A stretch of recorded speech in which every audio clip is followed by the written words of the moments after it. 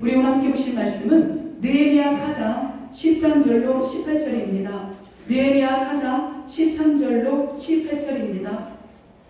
내가 성벽 뒤에 막고 넓은 곳에 백성이 그들의 종족을 따라 칼과 창과 활을 가지고 서 있게 하고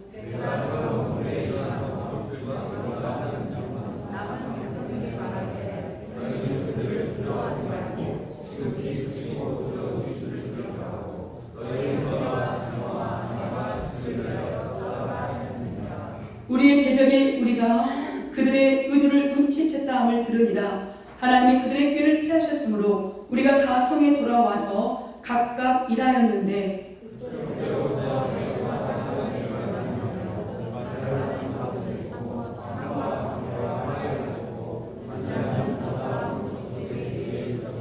성을 건축하는 자와 짐을 나르는 자는 다 각각 한 손으로 일을 하며 한 손에는 병기를 잡았는데 건축하는 자는 각각 허리에 칼을 차고 건축하며 나팔 부는 자는 내 곁에 섰습니다. 아멘. 오늘 저희가 함께 오실 말씀의 제목은 주를 기억하고 싸우라입니다. 우리 제목 한 번만 오늘도 함께 읽어볼까요? 시작. 주를 기억하고 싸우라. 아멘. 도대체 싸운다는 의미가 무엇일까? 오늘 설교를 통하여 함께 나눠보기를 소망합니다. 우리 사람의 머릿속이죠. 머릿속이 참 복잡하죠. 하루에도 수만 가지의 생각이 우리를 지배합니다. 우리를 다스리죠. 근데 그 생각 속에 정말 좋은 기억이 있는가 하면 나쁜 기억, 두려운 기억, 고난의 기억들, 그래서 자칫 공황장애, 때로는 우울증, 낙심, 그래서 정말 더 나아가 절박하게 되면 삶을 포기해야 되지 않을까? 라는 이 상황까지 올 수 있게 됩니다. 이 두려움의 기억에서 우리가 빨리 벗어나야 되죠. 내 힘으로 할 수가 없기 때문에 그 속에는 세상의 방법을 세상 사람들이 있고 우리 믿는 그리스도인들은 정말 하나님 앞에 나아가는 주께서 도와주시기를 간구하는 그래서 정말 나를 둘러싸고 있는 나쁜 기억이나 두려운 기억들, 고난의 기억들이 어서 속히 떠나갈 수 있도록 우리는 기도해야 됩니다. 분명 우리는 이 성령의 역사도 있지만 사단의 역사도 분명 있습니다. 그러나 우리가 다시 한번 짚고 넘어가야 될 것은 모든 걸 다 사단의 역사로 우리는 강조하면 안 되거든요. 예를 들면 어떠한 질병이나 어떠한 가정의 문제나 이 모든 것들을 다 사단의 역사야 사단의 역사하는 건 예전에 이단의 그 김두기 동에 그 귀신론이 있거든요. 하나님의 역사보다 귀신의 능력을 더 크게 비춰서 나아가는 그런 건 아니라는 거죠. 물론 사단의 공격이 없는 건 아닙니다. 그러나 우리의 모든 삶의 전반적인 걸 다 사단의 역사로 치부하는 일이 절대 우리 안에는 있어서는 안 된다는 거죠. 사단의 가장 이 간교한 계략 중에 하나가 뭐냐? 사람들의 감정을 건드는 겁니다. 우리가 뭐에 쉽게 넘어질 것 같습니까? 우리가 생각할 때는 막 정말 죽기 살기로 싸우고 그러면 어떤 사람 앞에 무너질 것 같은데 실제로 보게 되면 작은 내 자존심을 건든다던가 나의 약점을 건들 때 우리는 심리적으로 위축이 되게 돼요. 그리고 그 상황과 싸우지도 못하고 그냥 주저앉게 됩니다. 왜 그럴까요? 아까도 말씀을 드렸던 것처럼 우리 안에 나쁜 기억들이 나를 지배하고 있기 때문에. 그런데 나쁜 기억만 있는 게 결코 아니잖아요. 우리에게는 좋은 기억이 있습니다. 행복한 기억이 있고요. 또한 그 고난 가운데 극복하게 하셨던 하나님의 그 기억이 분명히 있습니다. 왜 인생을 살다 보면 생각지 않은 고난이 왜 없겠습니까? 제가 곰곰이 생각해 봤거든요.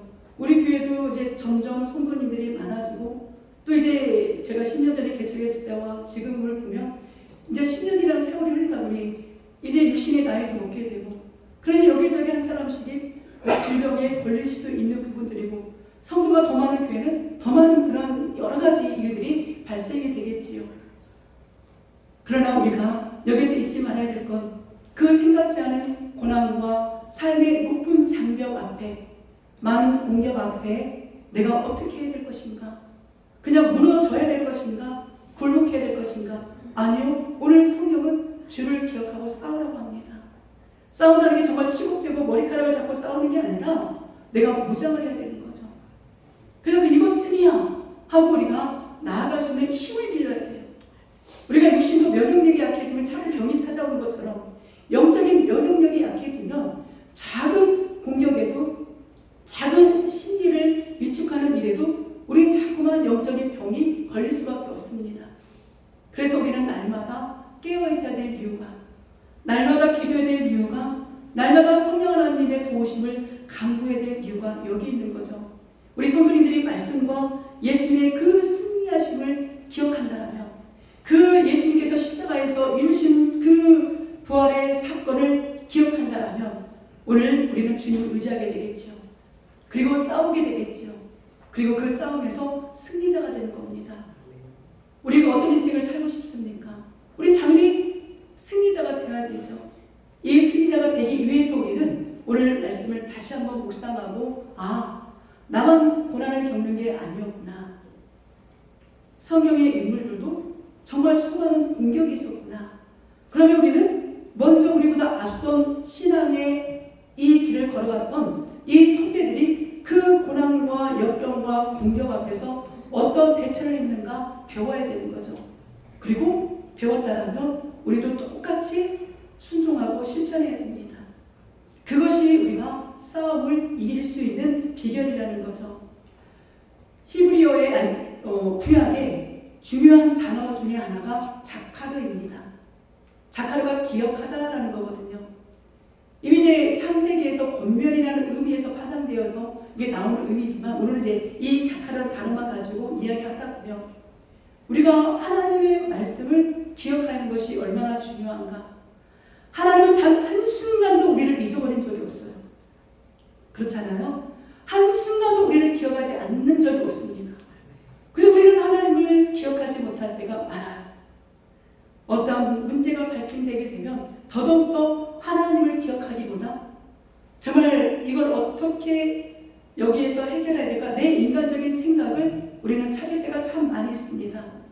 내 신명기에 보게 되면 모세가 그 이스라엘 2세대들에게 무엇이라고 이야기하냐, 옛날을 기억하라 라고 이야기합니다. 얘들아, 이제 가나안 땅을 정복해서 그 가나안 족속 이스라엘 그쪽을 점령해낼 너희들이 지금 가장 먼저 해야 될 우선순위가 뭐냐, 옛날을 기억하라는 거죠. 그 옛날이 무엇일까요? 하나님이 너희 조상들에게, 너희 부모님들에게 어떻게 출애굽을 하셨고 40년이라는 이 광야의 생활 가운데서 어떤 기적을 베푸셨는지, 어떤 일을 행하셨는지, 하나님이 우리를 어떻게 도우셨는지 그걸 기억하는 거, 이게 우선순위라고. 그 가나안 땅에 있는 7 족수가 싸우는 것이, 그 전쟁을 준비하는 것이 우선순위가 아니래요. 옛날 일, 즉 하나님이 하신 일을 기억하는 것이 우선이다라고 이야기하죠. 민수기에서도 뭐라고 이야기하냐, 너희가 내 모든 계명을 기억하고 행하면 너희의 하나님 앞에 거룩하리라. 아멘. 하나님이 모세를 통하여 이스라엘 백성들에게 주신 말씀은 뭐냐, 하나님의 말씀을 기억하라는 겁니다. 사랑하는 성도 여러분, 분명 이건 성경에 나와 있는 이야기입니다. 어떤 상황이 우리에게 찾아왔을 때 우리가 해야 될 첫 번째가 뭐냐, 하나님이 하신 일을 기억한다. 전 따라 해볼까? 시작. 하나님이 하신 일을 기억한다. 하나님의 말씀을 기억한다. 아멘. 이게 우리가 살 길이라는 거죠. 이게 우리가 승리자가 될 수 있는 비결이라는 겁니다. 성경을 이렇게 알려주는데도 불구하고 우리가 이 일을 지키지 못할 때가 얼마나 많이 있는가. 이 모세가 정말 하나님을 만나 과거의 삶을 회상해보니 정말 80세의 부모를 받아 거의 120세가 될 때까지 40년 동안 하나님이 일하셨던 그 인도와 일하심을 묵상해보니 그 2세들에게 이제 가나안 땅에 들어가 그 땅을 차지하기 위해서 싸움해야 될 이 2세들이 하나님을 기억하는 것이 비결이구나. 그래서 그 삶의 자리에서 승리자가 되게 해야겠구나. 이런 모세의 권면이 오늘 우리에게도 그대로 들려져야 됩니다. 우리를 도울 이는 하나님밖에 아니 계시잖아요. 우리를 도울 수 있는 힘은 말씀밖에 없잖아요. 근데 그 말씀을 뒤로하고 하나님이 행하셨던 일을 기억을 뒤로한다면 우리는 세상적인 없습니다. 근데 그 세상적인 방법은 한계가 분명 있고 결국 무너질 수밖에 없다는 거죠. 오늘 다시 한번 예수 그리스도의 이름으로 그분을 기억하시고 그분의 말씀을 기억하셔서 우리의 인생에 하나님이 일하심의 역사를 날마다 간증할 수 있는 저와 우리 성도님들 되시기를 주의 이름으로 축복합니다. 우리 오늘 느헤미야를 보고 있죠. 원래 에스라와 느헤미야는 한 권의 책이라고 제가 에스라를 설명할 때 말씀을 드렸던 기억이 납니다. 근데 후대에서 성경을 정리하면서 에스라와 느헤미야를 이제 개별의 책으로 만들어놨죠. 우리 느헤미야 1장부터 7장을 보게 되면 간단합니다. 느헤미야의 주도하에 무너진 성벽을 재건하는 과정이 나와요. 그래서 느헤미야 6장 15절에 보게 되면 52일 만에 성벽이 완공이 되는 하나님의 일하심을 바라보게 되거든요. 뒷장의 8장부터 13장을 보게 되면 에스라를 통하여서 이제 성벽이 재건되었으니 성전이 재건되었으니 이제 어떤 역사가 일어나야 돼? 우리의 영적인 종교개혁이 일어나야 되잖아요. 저와 우리 성도님들도 오늘 이 말씀을 통하여 영적인 종교개혁, 영적인 부흥의 역사가 일어나야 됩니다. 이 느헤미야 성벽과 성전을 완공한 이유는 우리의 신앙을 굳건하게 하려고. 그런데 이제 우리 3장을 쭉 읽어보면 도대체 성벽이 어떻게 생겼고 성벽이 뭐야 궁금하시잖아요. 지금 보이시죠? 이게 지금 성벽입니다. 가장 그 안에 있는 이게 바로 예루살렘 성전이죠. 이 예루살렘 성전을 주변으로 이렇게 성벽이 다 치어져 있었죠. 근데 바벨론이 공격을 하면서 이 성벽도 다 무너졌고 성전도 다 폐허가 되어서 정말 많은 사람들이 여기가 너무나 흉흉하니까 이것을 오지도 않고 예배가 무너져 있고 많은 사람들이 피폐해져 가는 거. 그래서 하나님은 이 성벽을 재건하라는 이유는 우리가 온전한 예배자로 설 수 있는 그 발판이 이곳이기 때문에 이처럼 이 성벽과 성전의 중요성을 이야기하죠. 3장을 한번 쭉 읽어보시게 되면 제사장들이 먼저 이 양문의 일을 공사를 시작합니다. 그리고 쭉 따라서 성경 쭉 읽어보면 양문, 이문, 어문, 예문 이렇게 순서대로 이 성벽이 건축되어지는 걸 봐요. 약 140년간 무너져 있던 성벽이 단 52일 만에 완공됩니다. 이것도 기적이지만 그 사이에 아무리 없었던 게 아니라니까요. 이 성벽을 건축하지 못하게 얼마나 많은 방해 세력이 있는지 모릅니다.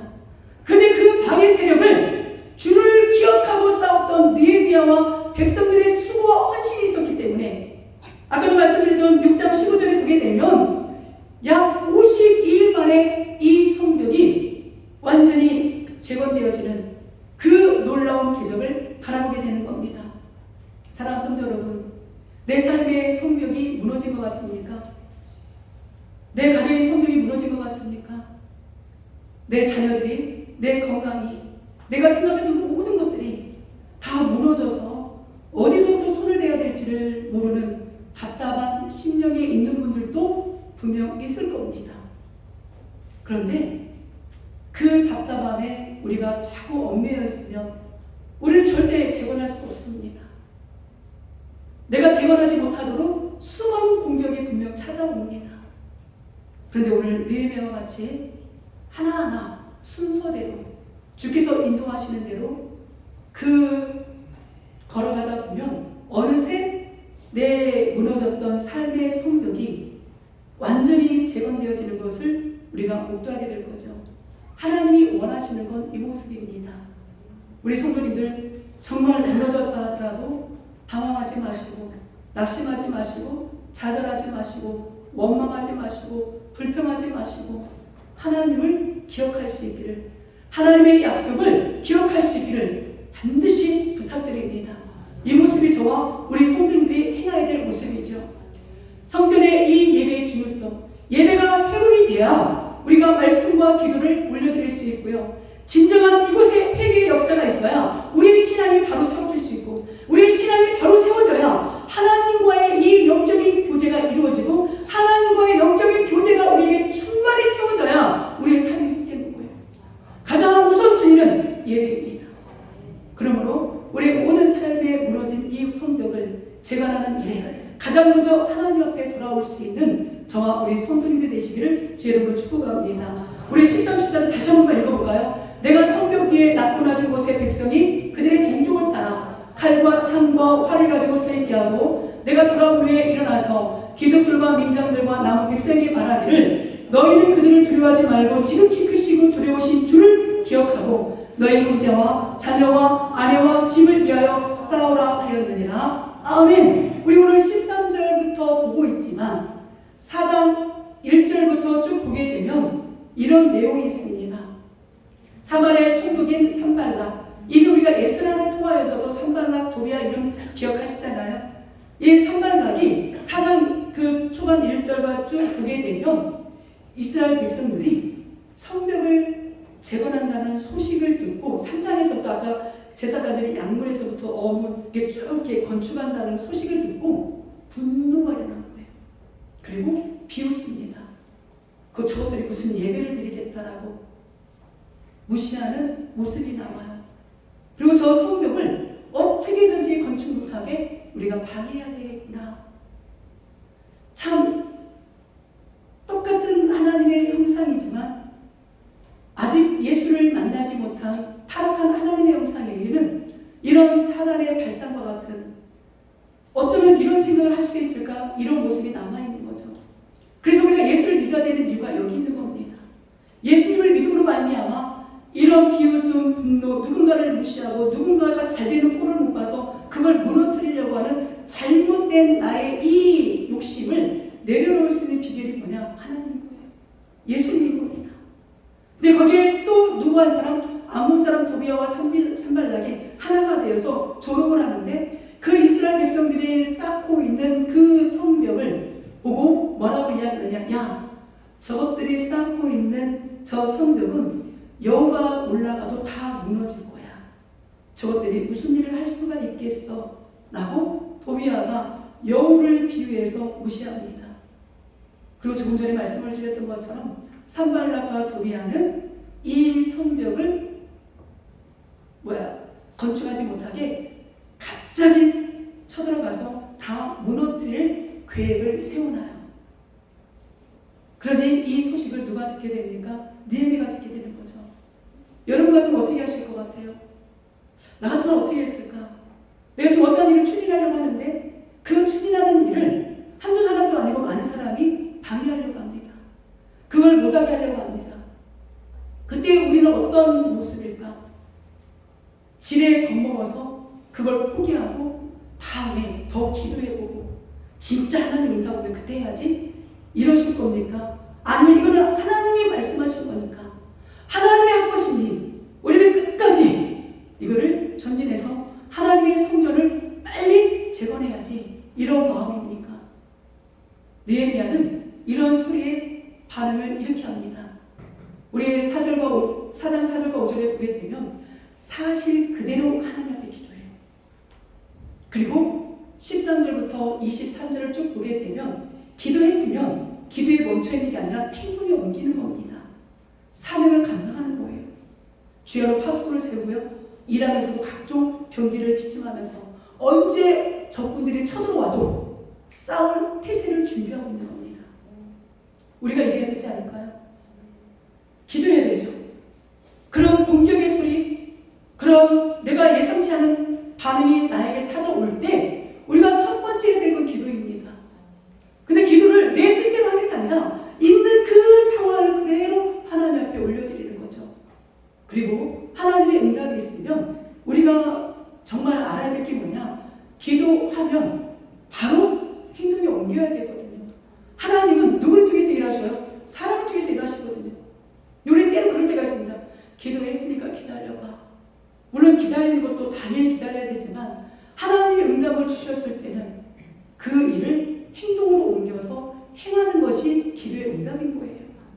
근데 우리는 행동으로 옮기지 않고 그냥 그 자리에만 머물러 있을 때가 얼마나 많이 있었습니까? 근데 느헤미야는 달랐다는 거죠. 기도하고 행동으로 옮겼는데 행동으로 옮기는 그 모든 과정에 있어서 하나님이 주신 지혜로 만반의 준비를 갖추고 그 하나님의 일을 감당하는 겁니다. 이 우리를 언제 부르실지 모르니 우리는 날마다 깨어서 주께서 허락하신 그 삶을 멋있게 감당할 수 있는 것, 이것이 우리에게 하나님이 허락한 또 하나의 은사요 선물이지 않을까요? 이 느헤미야가 4장 4절과 5절에 뭐라고 있는 그대로 기도하느냐 다 읽어드릴 수는 없으니 제가 빨간 글씨만 읽어드리면, 우리 하나님이여 들으시옵소서. 우리가 업신여김을 당하나이다. 주 앞에서 그들의 악을 덮어두지 마시고 그들이 건축하는 자 앞에서 주를 노하시게 하였습니다. 지금 산발락과 도비아가 이 이스라엘 백성들을 얼마나 무시하고 업신여기는가를 있는 그대로 하나님께 알리는 거죠. 하나님이 언제까지 참으시겠습니까?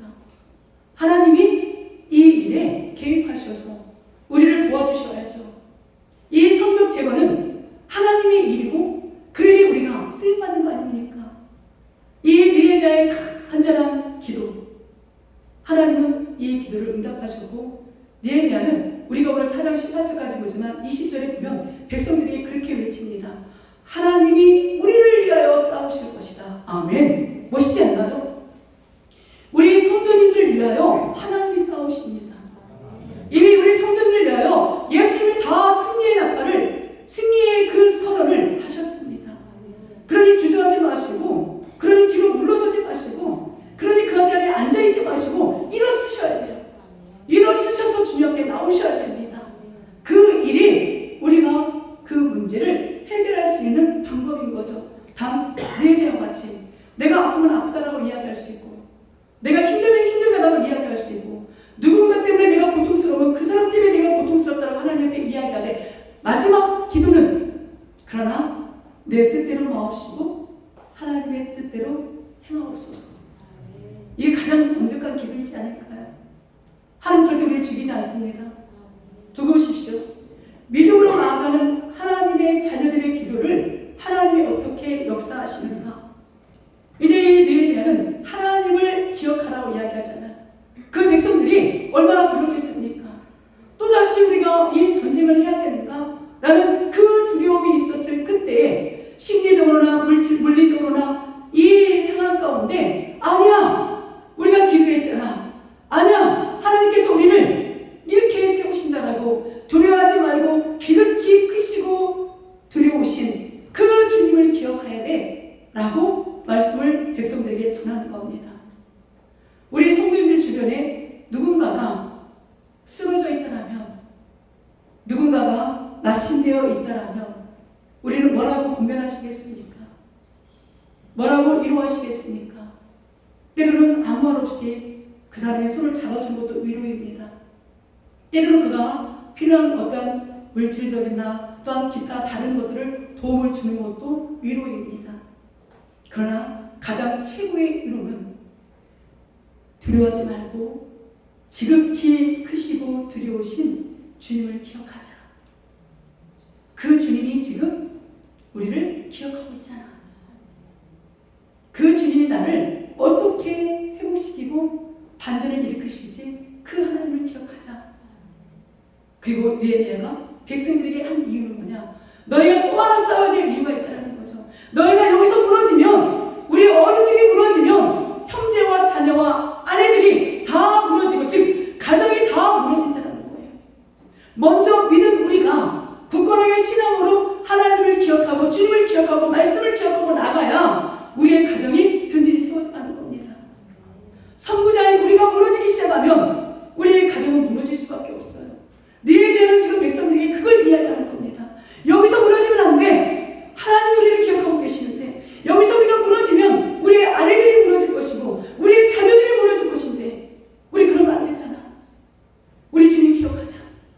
주님이 두려워하지 말라고 이야기하잖아.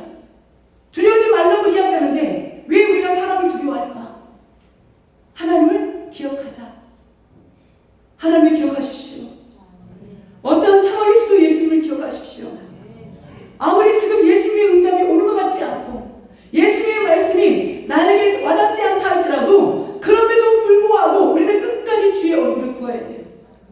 주님의 도우심을 간구해야 되고, 그 주님을 기억하게 해달라고, 그 주님의 말씀을 기억하게 해달라고 우리가 눈물로 기도할 때 하나님의 일하심은 느헤미야에게 나타났던 것처럼 저와 우리 성도님에게도 나타나게 될 줄로 믿습니다.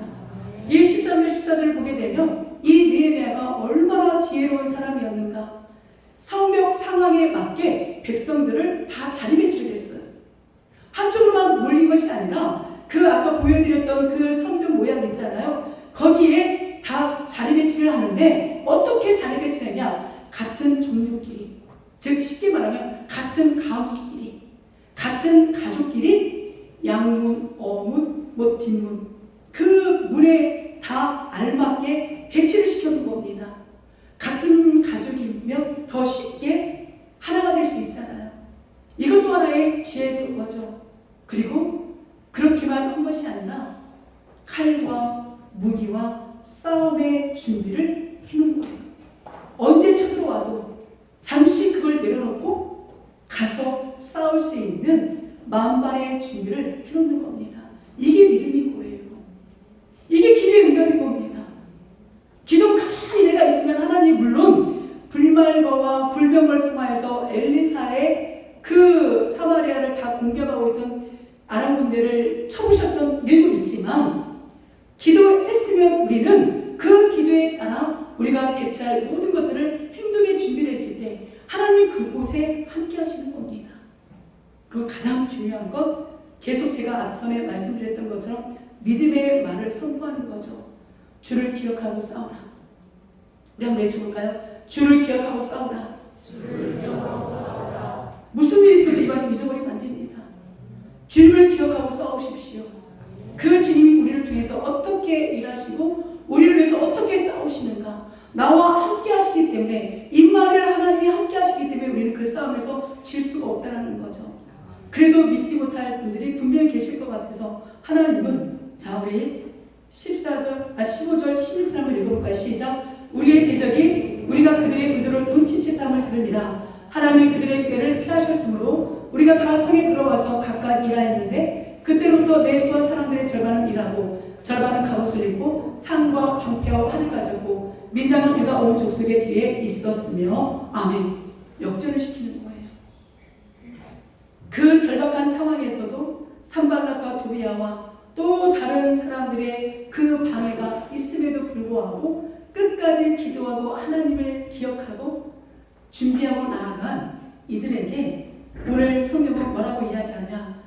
이 산발락 일행이 느헤미야들이 자신들의 계획을 눈치챈 것을 아는 거예요. 그냥 갑자기 깁스에서 그 성벽에 있는 이스라엘 백성들을 무너뜨리려고 했는데 그 사실을 아는 걸 눈치챈 거죠. 또 이들은 또 작당 모의를 합니다. 언제 우리가 어떻게 쳐들어가서 저들을 죽일 것인가. 나쁜 일에 함께 도모하죠. 근데 오늘 성경은 뭐라고 이야기합니까? 하나님이 그들의 꾀를 피하셨다. 우리 번역본은 이렇게 나와 있는데 원어를 들어가서 보게 되면 하나님께서 그들의 계획을 부수셨다. 아멘. 아니지 않습니까? 나를 죽이려고 했던 그 원수의 공격을 누가 부셨대요? 하나님이 아시고 그들의 계획을 다 부신 겁니다. 그러니까 누가 싸운 거예요? 하나님이 싸우시는 거죠. 그래서 우리가 좌절하지 말할 이유가, 낙심하지 말할 이유가, 우리가 가장 믿음으로 무장해야 될 이유가 여기 있는 거예요. 하나님이 우리를 기억하셔서 그 원수의 계획을 다 부실 수 있는 능력을 가지신 분이 나의 아버지이십니다. 그분을 두려워해야지. 사람을 두려워하고 사단의 공격을 두려워한다? 아니요. No! 어떠한 상황에서도 하나님의 일하심 앞에 우리가 웃을 수 있어야 됩니다. 물론 힘들지요. 왜 힘들지 않겠습니까? 그럼에도 불구하고 웃음 치료 중에 하나가, 세상의 방법 중에 웃음 치료가 하나, 일부러 막 하루에 소리내서 웃는다고 하잖아요. 우리 성경적인 방법으로는 하나님 앞에 눈물로 통곡하십시오. 하나님이 우리 인간에게 주신 최고의 선물 중에 하나가 눈물입니다. 마음껏 주님 앞에 엎드려 올 때 우리의 마음이 치유가 되는 걸 우리는 경험하게 되죠. 그리고 우리의 기도의 응답을 이루시는 역전의 하나님을 우리는 또한 경험하게 됩니다. 이 자신들의 계획을 눈치챈 것을 이들은 갑자기 또 공격을 하려고 하잖아요. 또 이 사실은 느헤미야는 또다시 그 상황에 맞게 어떤 이 전략을 세우냐? 절반은 일합니다. 절반은 성벽을 건축해요. 그리고 절반은 언제 적군들이 쳐들어올지 모르니 전투 준비를 하고 있는 겁니다. 이게 늘 깨어 있는 그리스도인의 모습인 거죠. 사랑하는 성도 여러분, 우리 교회에, 때로는 우리 가정에, 때로는 우리 사업장에, 우리의 직장에, 우리의 공동체에 어떤 문제가 있습니까? 그때 어떤 분들은 정말 기도할 힘이 없을 수도 있어요. 그때 정말 기도의 용사들이 함께 기도하고, 또 한 분들은 그쪽에서 정말 그들이 일으켜 세울 수 있는 그 힘을 무장해서 우리 공동체를 세워가야 되는 거죠. 가족의 공동체도 세워야 되고, 교회의 공동체도 세워야 되고, 나라와 민족의 공동체도 세우는 일에 우리가 이처럼 지혜롭게 내가 있는 그 위치에서 최선을 다하는 삶, 이것이 바로 하나님의 동역자로서 그 사명을 감당하는 모습입니다. 이렇게 하지 않고 그냥 내버려 뒀다라면 이 성벽이 어떻게 단시간 52일 만에 재건이 될 수 있었겠습니까? 깨어있는 한 사람, 기도하는 느헤미야가 하나님의 그 지혜를 얻어서 이와 같이 하나님의 그 산발락과 도비아의 계획을 다 부숴버리니까, 그들의 계획을 다 무너뜨리니까 이들은 거기에 맞는 또 다른 준비의 자세로서 하나님의 사명을 감당하는 이 모습이 오늘 우리 교회의 모습이 되어야죠. 우리 가정의 모습이 되어야죠. 무너진 거에 좌절하는 것이 아니라 무너진 것을 어떻게 세울 수 있을까? 그 일에 내가 어떻게 쓰임받을 수 있을까? 내가 어떻게 기도할 수 있을까? 이게 우리의 기도 제목이 되어야 됩니다. 할 수 있습니다. 누가 하십니까? 임마누엘 하나님이 하십니까? 이미 우리 주님 모든 걸 다 이루셨으니까. 우리 안에 성령이 내주하십니까? 그분의 통치와 다스림을 받는다라면 우리는 그 모든 무너진 상황에서 일어서서 하나님께 영광을 올려드릴 수 있는 거죠. 우리 10절 18절 한번 읽어볼까요? 시작. 성을 건축하는 자와 짐을 나르는 자는 다 각각 한 손으로 일을 하며 한 손에는 병기를 잡았는데, 건축하는 자는 각각 허리에 칼을 차고 건축하며 나팔 부는 자는 내 곁에 섰느니라.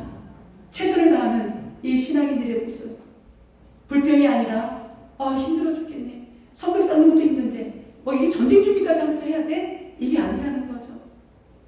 우리의 가정을 위해서, 무너진 예배의 회복을 위해서 내가 이렇게 최선을 다하여 나에게 맡겨진 그 자리가 있잖아요. 전체가 아니었잖아요. 각 문마다 그 동족끼리 그것을 지키게 했잖아요. 마찬가지인 겁니다. 우리의 가정에서도 우리의 교회에서도 내가 모든 걸 할 수 있는 게 아니에요. 나에게 맡겨지는 그 자리가 분명히 있습니다. 그 자리만 최선을 다해 지키게 되면, 우리 모두가 각각 내 맡은 자리에 최선을 다하게 되면 무너진 교회가 세워지는 것이고요, 무너진 가정이 일어서는 것이고요, 무너진 나라와 민족에 다시 한번 주님 앞에 영광을 올려드리는 이 복된 모습에 우리가 주인공으로 쓰임을 받는 거죠. 오늘 여기 다시 한번 분리해서 성을 건축하는 사람, 또 성을 건축하려면 거기에 맞는 짐을 나르는 사람도 있어야 되잖아요. 그리고 또 한편에는 나팔 부는 사람, 비상시에 나팔을 불어서 적군이 쳐들어온다던가 이걸 알려주는 사람이 있는 거죠. 각각의 그 직제가 맞는 역할 분담이 있습니다. 기도하시면서 나아가는 공동체는 이와 같이 각자에게 맡겨진 역할이 있는 거죠. 그 역할을 감사함으로, 믿음으로 최선을 다하여 섬겼을 때 하나님의 그 기적의 일에 우리가 쓰임받게 됩니다. 하나님을 기억하는 믿음을 가지라는 느헤미야의 외침이 이런 백성들이 무장할 수 있는 힘이 된 거예요. 만약 그때 느헤미야가 기도하지 않고 부정적으로 우리 다 죽었네, 끝났네, 저렇게 총독들이 우리를 죽이려고 하는데 우리 큰일 났다, 지금 할 상황이 아니다라고 멈춰버렸다라면 어찌 그런 일이 있었겠습니까? 오늘 이 설교를 들은 저와 우리 성도님들은 이제 어떤 상황이 있다 할지라도 부정적인 얘기가 아닙니다. 할 수 있습니다. 주님을 기억하십시오. 주님을 기억하고 싸우십시오. 내가 무너진 우리 가정이 무너집니다. 내가 무너진 우리 교회가 무너집니다. 내가 말씀으로 세웠을 때, 하나님을 기억하고 나아갔을 때 우리 모두가 다 살아나는 기적의 주인공이 됩니다. 이런 믿음의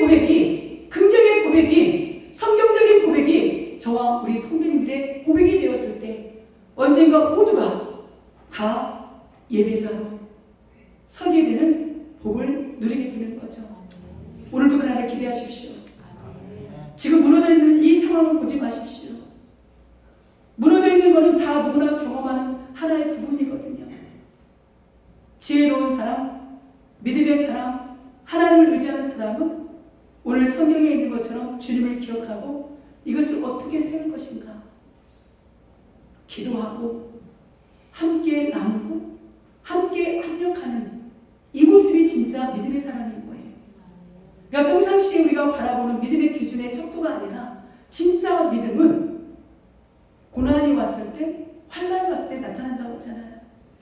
아무리 없을 땐 다 믿음의 사람인 것 같아요. 근데 어떤 예기치 않은 풍파가 찾아왔을 때 그 풍파 때문에 무너진다면 그 결코 믿음이 아닌 거죠. 우리가 믿음이 있는 척 하는 게 아니라 진짜 믿음의 사람이 되어야 됩니다. 설령 내가 죽는다 할지라도 에스더와 같이 죽으면 죽으리라는 각오가 이런 신앙의 결단이 저와 우리 성도님에게 있어야 돼요. 왕의 허락 없이 왕 앞에 나아가면 죽습니다. 아무리 가족이어도. 근데 에스더는 민족을 구하기 위해서 아하수에로 왕 앞에 허락 없이 나아가잖아요. 그리고 그때 나가면서 했던 그 유명한 말이 내가 죽으면 죽으리라. 오늘 우리가 주님을 의지하고 죽으면 죽으리라 이 믿음의 고백을 가지고 나아갈 때 우리는 죽지 않습니다. 하나님이 살려주십니다. 하나님이 회복시키십니다. 그 기간이 더디갈 수도 있고 빠질 수도 있으나 그걸 우리의 인간의 시간으로 바라보지 마시고 하나님의 시간에 우리가 나아갈 때 우리의 마음에 평강이 넘치게 될 줄로 믿습니다. 그래서 베드로전서에는 이런 말씀이 있죠. 근신하라 깨어라 너희 대적 마귀가 오는 사자같이 두루다니며 삼킬 자를 찾나니 너희는 믿음을 굳게 하여 그를 대적하라. 이는 세상에 있는 너희 형제들도 동일한 고난을 당하는 줄 압니다. 끊임없이 우리는 주님 만나는 그날까지 어떤 공격이 분명히 있을 겁니다. 그런데 우리가 무장하며 그 우는 사자같이 달려드는 사단의 기략을 어떤 문제를 해결할 수 있는 힘이 있어요. 그게 믿음이라고 하잖아요. 그 믿음은 내가 정한 믿음이 아니라 우리 주님이 정한 그 믿음대로 나아가는 것. 나만 고난당하는 것이 아니라 내 주변에 정말 동일하게 고난당하는 사람이 많다는 걸 아신다면 오늘도 힘있게 우리는 승리할 수 있습니다. 예수님의 말씀을 기억하십니까? 예수님이 공생의 사역 가운데 내가 인자가 장차 사람들의 손에 넘겨져 죽임을 당하고 제3일에 일어나리라 계속 이야기합니다. 그런데 어느 누구도 예수님의 말씀을 기억하지 않았습니다. 근데 마리아는 기억했어요. 그리고 고난주가 그때 수요일에 향유컵을 깨뜨려 예수님의 장례를 준비했습니다. 이 마리아는 누구의 말씀을 기억하는 거예요? 예수님의 말씀을.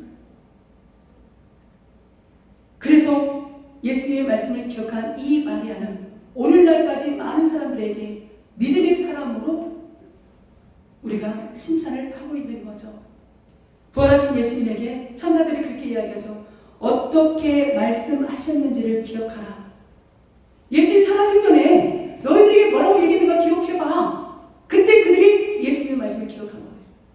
아, 사람들의 손에 넘겨졌다가 3일 만에 부활하신다겠지? 진짜 예수님이 부활하셨네. 그때 말씀이 기억났을 때 이들을 믿게 된 거예요.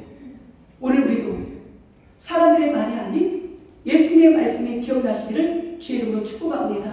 그래서 찾아오는 인생의 수많은 위기 앞에, 공격 앞에, 모함 앞에, 조롱 앞에, 수치 앞에, 문제 앞에서 나는 그리스도인이다. 당당하게 외치세요. 나는 하나님의 말씀대로, 예수님의 말씀대로 나는 싸울 것이다.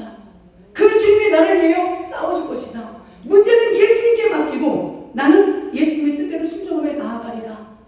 이 삶의 우선순위가 오늘 이 시간 이후로 바뀌어서 하나님의 동역자들로 정말 쓰임받을 수 있는 저와 우리 성도들 되시기를 주님으로 축복합니다. 주님 말씀 기억하셔야 됩니다. 두렵고 지극히 크시고 두려우신 그 주님을 기억하셔야 됩니다. 그렇게 기억할 수 있는 방법은 딱 하나예요. 말씀 마쳤습니다. 하나님의 전신갑주를 입어야 돼요. 말씀과 기도로 구원의 확신을 가지고 주님을 닮아가는 그 모습에 내가 무장되었을 때 어떠한 유혹이 찾아와도 그 주님을 기억하고 담대하게 쌓아가는 십자가의 군사 예수 그리스도의 제자가 저와 우리 성도님들의 모습이 되어질 줄로 믿습니다. 아멘. 이제는 우리 주 예수 그리스도의 은혜와 하나님 아버지의 영원 무궁하신 사랑과 성령 하나님의 인도 교통 보호 역사하심이 주를 기억하고 싸우겠다고 결단하는 하나님의 귀한 자녀들의 이 신앙의 고백 위에 이제부터 영원토록 함께 있을지어다. 아멘.